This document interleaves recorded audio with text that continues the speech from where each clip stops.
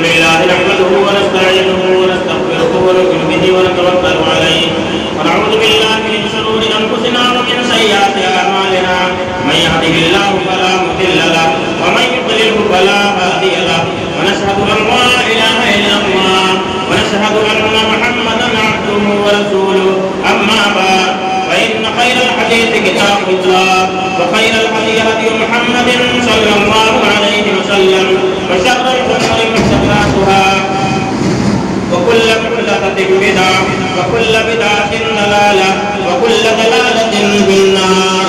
أعوذ بالله من الشيطان الرجيم. بسم الله الرحمن الرحيم.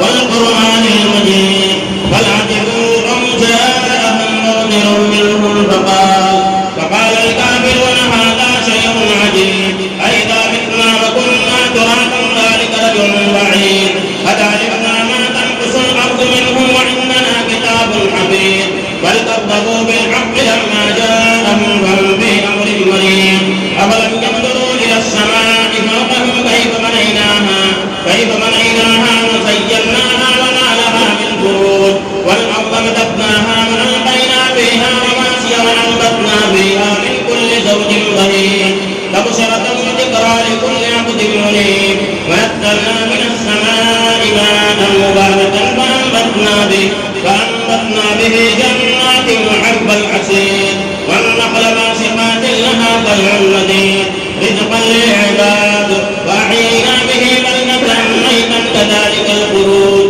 كذبت قبلهم قوم نوح وأصحاب الرس وثمود وعاد وفرعون وإخوان لوط وأصحاب الأيكة وقوم تبع كل كذب الرسل فحق وعيد أفأعينا بالخلق الأول بل هم في لبس من خلق جديد. بارك الله لنا ولكم في القرآن العظيم ونفعنا وإياكم بالآيات والذكر الحكيم. إنه تعالى جواد كريم ملك رؤوف رحيم.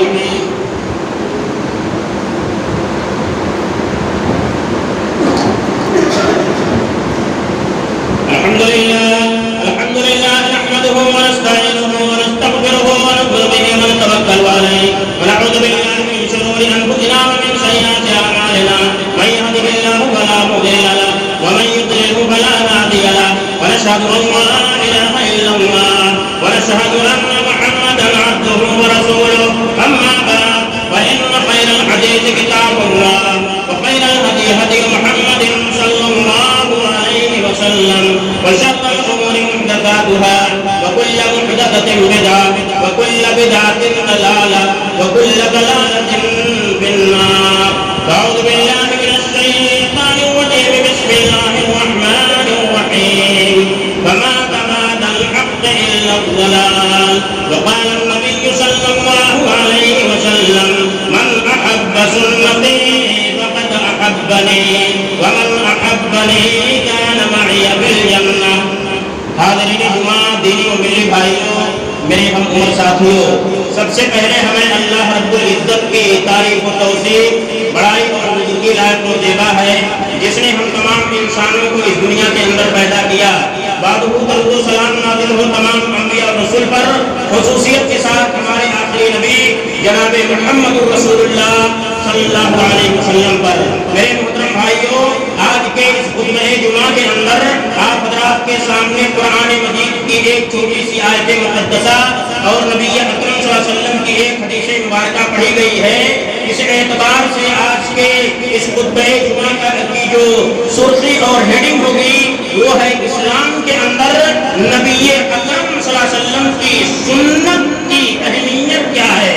میرے محترم بھائیوں، اللہ تبارک و تعالیٰ قرآن مجید میں ارشاد فرما رہا ہے قل ان کنتم تحبون اللہ فاتبعونی یحببکم اللہ.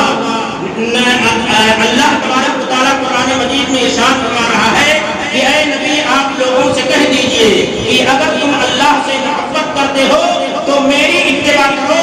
اللہ تبارک و تعالیٰ تمہیں اپنا محبوب بنا لے گا اور تمہاری خطاؤں کو معاف فرما دے گا. اسی طریقے سے اللہ تبارک و تعالیٰ ارشاد فرما رہا ہے کہ فماذا بعد الحق الا الضلال. کتاب و سنت کے بعد جتنے راستے ہیں تمام کے تمام راستے وہی کے ہیں. حق صرف اللہ تبارک و تعالیٰ کی کتاب ہے. اللہ تبارک و تعالیٰ ارشاد فرما رہا ہے کہ اگر فَإِن تَنَازَعْتُمْ فِي شَيْءٍ فَرُدُّوهُ إِلَى اللَّهِ وَالرَّسُولِ إِن كُنتُمْ تُؤْمِنُونَ بِاللَّهِ وَالْيَوْمِ الْآخِرِ ذَلِكَ خَيْرٌ وَأَحْسَنُ تَأْوِيلًا. کہ اگر تمہارا کسی مسئلے کے اندر, کسی معاملے کے اندر اختلاف برپا ہو جائے, اختلاف ہو جائے, تو تم اس معاملے کو اللہ اور اس کے رسول کی طرف پلٹا دو اگر تمہارا ایمان اللہ اور یوم آخرت پر ہے. اسی طریقے سے اللہ سبحانہ و تعالیٰ ارشاد فرما رہا ہے وَلْيَحْذَرِ الَّذِينَ يُخَالِفُونَ عَنْ أَمْرِهِ أَن تُصِيبَهُمْ فِتْنَةٌ أَوْ يُصِيبَهُمْ عَذَابٌ أَلِيمٌ. کہ جو لوگ اللہ تبارک و تعالیٰ کے حکم کی مخالفت کرتے ہیں, ایسے لوگوں کو اس بات سے ڈرنا چاہیے کہیں ایسا نہ ہو کہ ایسے لوگوں کے اوپر اللہ تبارک و تعالیٰ کا کوئی عذاب نازل ہو جائے یا اللہ تبارک و تعالیٰ انہیں کسی مصیبت میں مبتلا کر دے. میرے محترم بھائیوں, اللہ رب العزت کی یہ ساری آیتیں امت مسلمہ کو اس بات کی تعلیم اور سبق دے رہی ہے کہ امت محمدیہ کے لوگوں کو کتاب و سنت کو مضبوطی کے ساتھ پکڑے رہنا چاہیے اور جو باتیں, جو چیزیں کتاب و سنت کے مخالف ہیں ان چیزوں کو دیوار پر مار دینا چاہیے. یہی اللہ تبارک و تعالیٰ ان ساری آیتیں مقدسہ کے اندر امت مسلمہ کو تعلیم اور تلقین کر رہا ہے. میرے محترم بھائیوں, ہم مسلمان ہیں, نبی اکرم صلی اللہ علیہ وسلم کے امتی ہیں. ایک مسلمان ہونے کے ناطے, نبی کا امتی ہونے کے ناطے ہمارے اوپر یہ لازم اور ضروری ہے کہ ہم دنیاوی زندگی کتاب اللہ اور سنت رسول کے مطابق گزاریں. حضرت ابو ہریرہ رضی اللہ تعالیٰ عنہ سے روایت ہے, وہ فرماتے ہیں کہ نبی اکرم صلی اللہ علیہ وسلم نے ارشاد فرمایا کہ جو باتیں میں تمہیں بیان کرنے سے چھوڑ دوں تو تم لوگ مجھے میرے حال پر چھوڑ دو, ان کی بابت تم لوگ قریب کرتے مت پوچھو, اس لیے کہ تم سے پہلے لوگوں کو کسی چیز نے ہلاک اور برباد کیا تھا کہ وہ لوگ حسد سے سوال کرتے اور اپنے انبیاء سے اختلاف کیا کرتے تھے. اس لیے نبی اکرم صلی اللہ علیہ وسلم نے ارشاد فرمایا کہ جب میں تمہیں کسی چیز کے کرنے کا حکم دوں تو من وعن اس چیز کو بجا لاؤ, اور جن چیزوں سے باز رہنے کی تعلیم اور تلقین کروں تو تم اس چیز سے اپنی طاقت اور وسعت کے مطابق دور رہنے کی کوشش کرو. میرے محترم بھائیوں, پتہ یہ چلا کہ کسی واقعی ضرورت کے بغیر, کسی واقعی ضرورت کے سبب کے بغیر سوال کرنا شریعت اسلامیہ کے اندر نبی اکرم صلی اللہ علیہ وسلم کی اس حدیث کی روح سے لوگوں کی ہلاکت اور بربادی کا ریزن اور سبب ہوا کرتا ہے.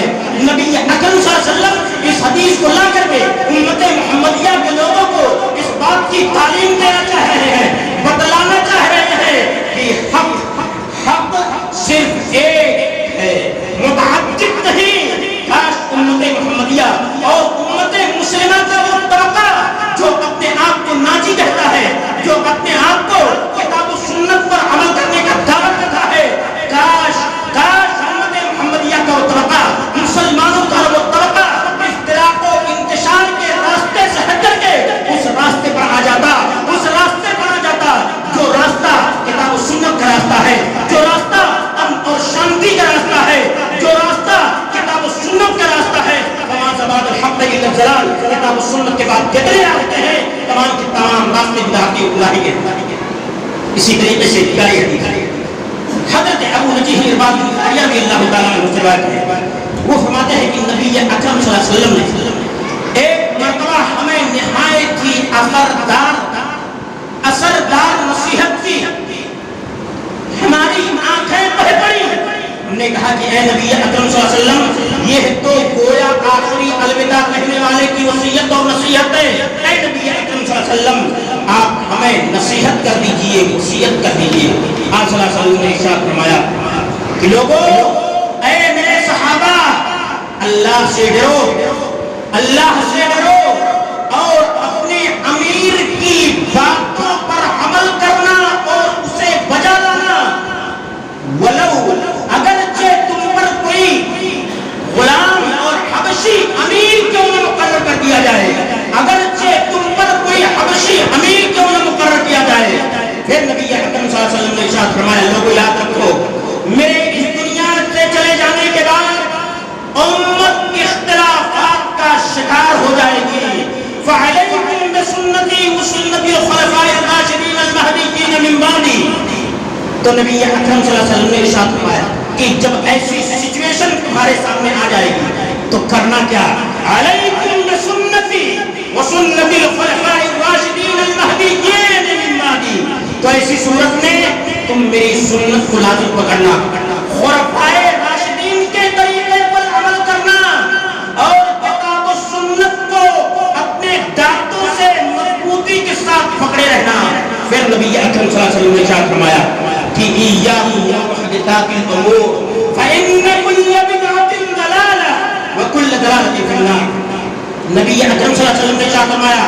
لوگوں یاد رکھو، اسلام کے اندر، شریعت کے اندر نئی نئی چیزوں کے پیدا کرنے سے اپنے آپ کو بچانا، کیونکہ ہر بدعت یہ گمراہی ہے. اور ایک روایت کے اندر نبی اکرم صلی اللہ علیہ وسلم نے کیا فرمایا کہ ہر گمراہی کا انجام جہنم کو رکھا ہے. پتہ کیا چلا؟ نبی اکرم صلی اللہ علیہ وسلم کی اس حدیث سے ہمیں یہ پتہ چلا کہ سب سے پہلے ہمیں اللہ رب العزت کا خوف اپنے دلوں کے اندر پیدا کرنا چاہیے. دوسری چیز، اپنے امیر کی اس وقت تک اطاعت اور اس کی بات مانیں گے جب تک وہ ہمیں کتاب و سنت کے مطابق عمل کرنے کی تعلیم و ترغیب کر رہا ہے. اگر کوئی میرا امیر، اگر کوئی آپ کا امیر ایسا ہے کہ وہ کتاب و سنت کے مخالف کام کرنے کا حکم دے رہا ہے تو ایسی صورت میں اس امیر کی بات نہیں مانیں گے. پھر نبی اکرم صلی اللہ علیہ وسلم نے ارشاد فرمایا کہ لوگوں، یہ دنیا جب میری وفات ہو جائے گی، جب میں دنیا سے چلا جاؤں گا، جب میں انتقال کر جاؤں گا، تو میرے دنیا سے چلے جانے کے بعد امت اختلافات کا شکار ہو جائے گی، جیسا کہ آپ دیکھ رہے ہیں. تو ایسی صورت میں نبی اکرم صلی اللہ علیہ وسلم کی سنت کو لازم پکڑنا، کتاب و سنت کو مضبوطی کے ساتھ پکڑے رہنا، کیونکہ نجات اور جنت کے اندر اگر کوئی چیز ایک امت کو داخل کرنے والی ہے، ایک مسلمان کو داخل کرنے والی ہے، تو وہ ہے اللہ تبارک و تعالیٰ کی کتاب اور نبی اکرم صلی اللہ علیہ وسلم کی سنت. اس لیے میرے محترم بھائیوں، لوگوں کو مت دیکھنا، لوگوں کے عمل اور اس کے کرتوتوں کو مت دیکھنا کہ فلاں طرف اتنی ساری پبلک ہے، اگر سچ نہیں ہوتا تو لوگ ایسا کرتے کیوں؟ اسلام اس کی خطا نجات نہیں دیتا ہے. کوئی چیز حق ہے اور اس کو 3 ہی لوگ ماننے والے ہیں، اسی چیز کو اپنانا ہے. کوئی چیز کتاب و سنت کے اپوزٹ ہے اور اس کے ساتھ 10,000 لوگ ہیں. تعداد کی کثرت کسی چیز کے حق ہونے پر دلالت نہیں کرتی ہے. حق وہ چیز ہوگی جو کتاب و سنت کے مطابق ہے، اور اگر اسلام سے جس چیز کا تعلق ہے ہی نہیں، اس چیز کو ہم حق کیوں تسلیم کریں گے؟ اس چیز کو نہیں ماننا ہے. اسی طریقے سے نبی اکرم صلی اللہ علیہ وسلم کی سنت اور اس کی اتباع دیکھیے. نبی اکرم صلی اللہ علیہ وسلم کی اتباع حجر اسود کا بوسہ لینا گرچہ پتھر ہے، لیکن اس میں حکمت یہ ہے کہ نبی اکرم صلی اللہ علیہ وسلم کی اتباع مقصود ہے. ورنہ حجر اسود نہ تو آپ کو نفع دے سکتا ہے نہ نقصان دے سکتا ہے. حضرت عمر بن خطاب رضی اللہ تعالیٰ عنہ، عابس بن نبیہ رضی اللہ تعالیٰ عنہ کہتے ہیں کہ میں نے حضرت عمر بن خطاب رضی اللہ تعالیٰ عنہ کو حجر اسود کو بوسہ دیتے ہوئے کہا کہ آپ فرما رہے تھے کہ حجر اسود تو محض ایک پتھر ہے، نہ تو نفع دے سکتا ہے نہ نقصان دے سکتا ہے، اور میں تجھے صرف اور صرف بوسہ اس لیے دے رہا ہوں کہ نبی اکرم صلی اللہ علیہ وسلم نے تجھے بوسہ دیا ہے. میرے محترم بھائیوں، پتہ یہ چلا کہ حجر اسود کو بوسہ دینا محض نبی اکرم صلی اللہ علیہ وسلم کی سنت کی اتباع کی طرح کوئی مقصد نہیں ہے. اگر حجر اسود پر قیاس کرتے ہوئے امت کا کوئی انسان، امت کا کوئی طبقہ بزرگوں کی قبروں کو چومتا ہے، پتھروں کی تعظیم بجا لاتا ہے اور حجر اسود کے بوسہ دینے پر استدلال کرتا ہے تو اس کا استدلال صحیح نہیں. اسی طریقے سے حجر اسود کو بوسہ دینا یہ عبادت کا ایک حصہ ہے، عبادت کا ایک حصہ ہے اور عبادت توقیفی ہے، یعنی اللہ تبارک و تعالیٰ کی طرف سے مقرر کرتا ہے عبادت ہے. اس کے اندر نہ تو ہم کمی کریں گے نہ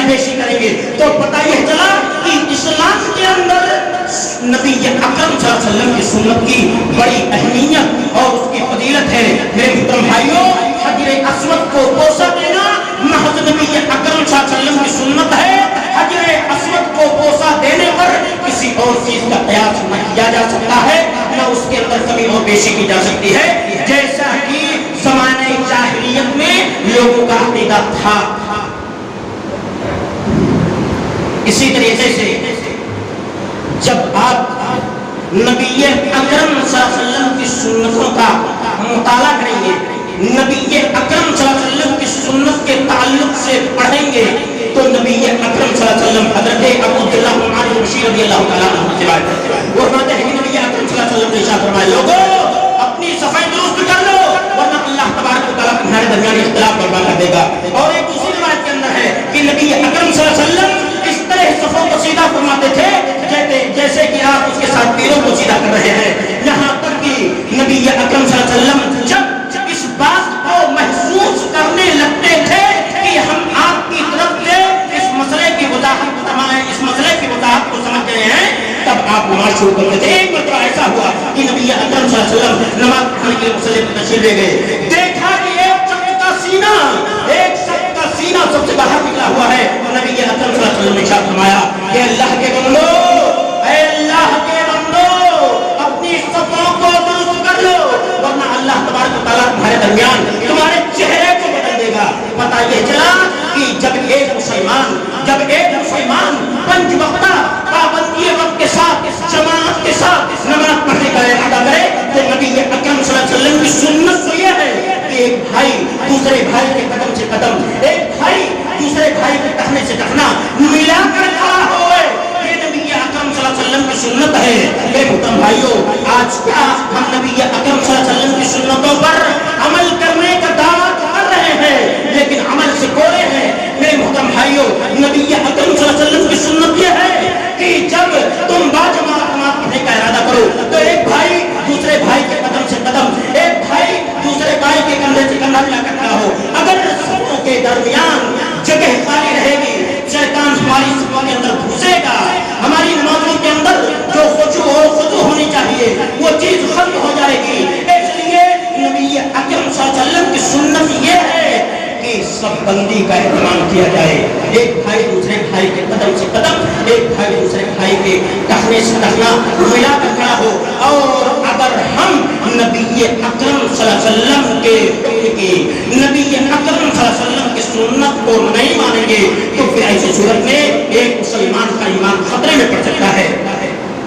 اخیر میں اللہ تبارک و تعالیٰ سے دعا کروں گا کہ اللہ تبارک و تعالیٰ ہم سبوں کو نبی اکرم صلی اللہ علیہ وسلم کی سنت کے مطابق ہر عمل کرنے کی توفیق عنایت بخشے۔